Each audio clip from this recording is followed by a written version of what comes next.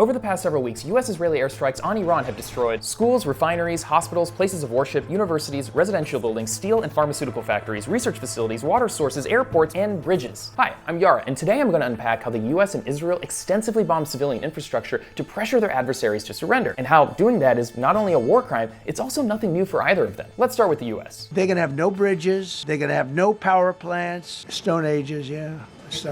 This type of tactic actually goes way back. During the Korean War, the US dropped so many bombs so relentlessly that it destroyed an estimated 85% of North Korea's buildings, almost entirely wiping out its infrastructure. In Vietnam, the US carried out extensive bombing campaigns that killed tens of thousands of civilians and also destroyed 65% of North Vietnam's oil storage capacity, 59% of its power plants, and 55% of its major bridges. We also saw this in Iraq during the Gulf War. The US struck electrical infrastructure and bridges, killing dozens of civilians and trapping others. One US airstrike killed more than 400 people when the US dropped 2 bombs on a public shelter, claiming it served as a military control center. In Syria, US-led coalitions were behind dozens of attacks on civilian infrastructure like schools. And if we rewind all the way back to World War II, that's when we see US aerial bombing campaigns becoming commonplace. A devastating example is the US firebombing of Tokyo, which killed around 100,000 civilians and destroyed half the city, leaving 1 million people without homes. One study found that decades after the attack, neighborhoods hit the hardest had a noticeably lower socioeconomic status.